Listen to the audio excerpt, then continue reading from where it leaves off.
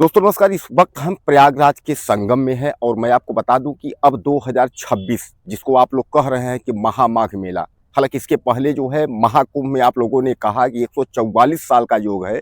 अब जो है माघ मेला को बताया जा रहा है कि 75 साल का ग्रह नक्षत्रों का योग है, यानी 2026 का माघ मेला का शुरुआत हो गया है। लेकिन सबसे बड़ी समस्या मैं आपको बता दूं कि उसको अगर सुनेंगे तो शायद है कि आपकी रूह कांप जाएगी।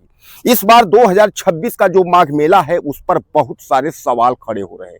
हालांकि योगी आदित्यनाथ आकर के उन्होंने तो दावा ठोक दिया कि सब कुछ ठीक ठाक है, लेकिन सब कुछ ठीक ठाक नहीं है। यहाँ के संत और महात्मा जो अपने आश्रम बसाया करते हैं, जो यहाँ रह करके माँ गंगा में स्नान करके और लोगों के लिए दुआ और प्रार्थना किया करते हैं, वही खुले आसमान के नीचे जो है रो रहे हैं। ये तस्वीरें आप देख सकते हैं।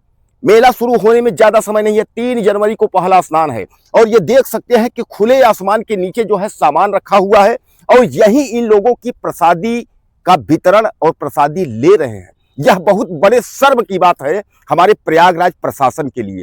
कहा तो यह जाता है कि प्रयागराज प्रशासन 20 दिसंबर तक जो है मेले का कार्य पूरा कर लेगा, ऐसा प्रयागराज प्रशासन दावा करता है। और मैं आपको बता दूं कि जिलाधिकारी मनीष वर्मा जो है वह राउंड पर राउंड कर रहे हैं, मेला को बराबर वह देख रहे हैं और उनका भी दावा है कि हम सब कुछ ठीक ठाक कर देंगे। लेकिन अभी तक संतों की जमीन तक नहीं बटी है।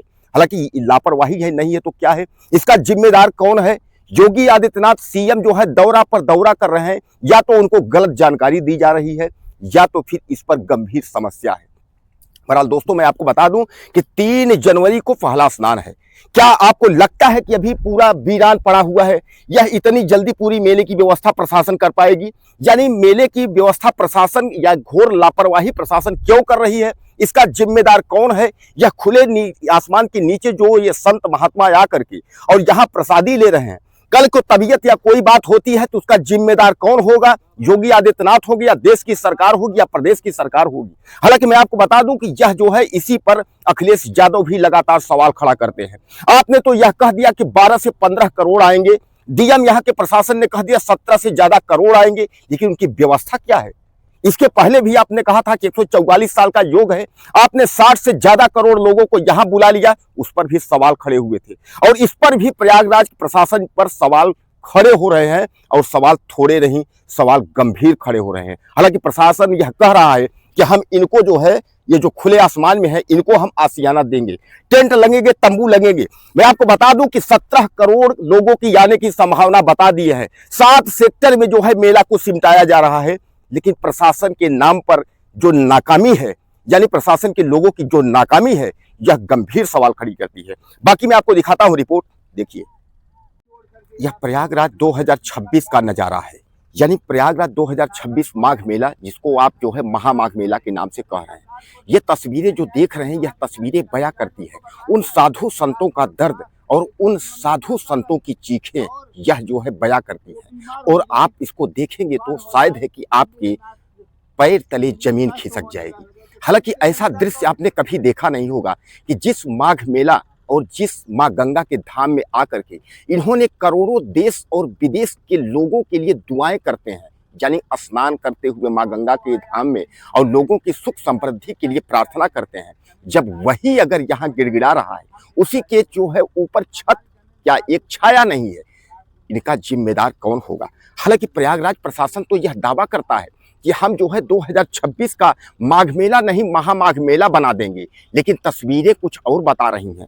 तस्वीरों को आप देखेंगे तो आप घबरा जाएंगे कि यहाँ तो व्यवस्था नाम की कोई चीज नहीं है। या तो इसको लापरवाही प्रशासन की कहें या जो है जिम्मेदार नेताओं की लापरवाही कहें। आखिर जो है क्यों इस हालात में माघ मेला की तस्वीरें क्या बयां करती है? अब मुश्किल से आप समझ लीजिए कि 25 दिन बाद मेला का स्नान शुरू हो जाएगा। पहला स्नान 3 जनवरी को है, यानी कहने का तात्पर्य यह है 20 दिसंबर तक मेला का पूरा दावा करने वाले कि सब कुछ तैयार हो जाएगा। तो क्या आपको लगता है कि 20 दिसंबर तक सब कुछ तैयार हो जाएगा? अगर जिलाधिकारी की बात करें तो जिलाधिकारी का भी दावा है कि सब कुछ ठीक ठाक हो जाएगा, लेकिन अभी तक कुछ ठीक दिख नहीं रहा है। खुले आसमान के नीचे संतों की आवाज और संतों का दर्द कौन सुनने वाला है? साधु संत अपना दर्द जो है बयां कर रहे हैं, वह बता रहे हैं खुले आसमान के नीचे जो है हम जो है सो रहे हैं, कोई यहाँ सुनने वाला नहीं है, एक बांस बल्ली कोई गाड़ने वाला नहीं है, बड़ी स्थिति खराब है। प्रशासन कोई मदद नहीं कर रहा है। प्रशासन अभी तक जो है जमीन का निपटारा ही नहीं कर पाया, जमीन ही नहीं बांट पाया, ऐसा यहाँ के साधु संतों का कहना है। यानी अब इस पर सवाल खड़े हुए, और सवाल एक नहीं खड़े हुए हैं, सवाल इसमें जो है कई सवाल हैं, यानी गंभीर सवाल है। हालांकि अभी आप देख रहे हैं कि ट्रैक्टर से जो है समतलीकरण किया जा रहा है, खंभों की अभी तक गड़ाई हो रही है, लेकिन फिर भी अभी टेंटों का अता पता नहीं है। मेला केवल सिर्फ 25 दिन बचा हुआ है, और 25 दिन में यानी यह क्या कर पाएंगे। इस माघ मेला को महामाघ मेला बनाने में किसी ने कोई कसर छोड़ी नहीं है। यानी कहा यह जा रहा है कि यह जो है 75 साल बाद जो है महामाघ मेला आ रहा है।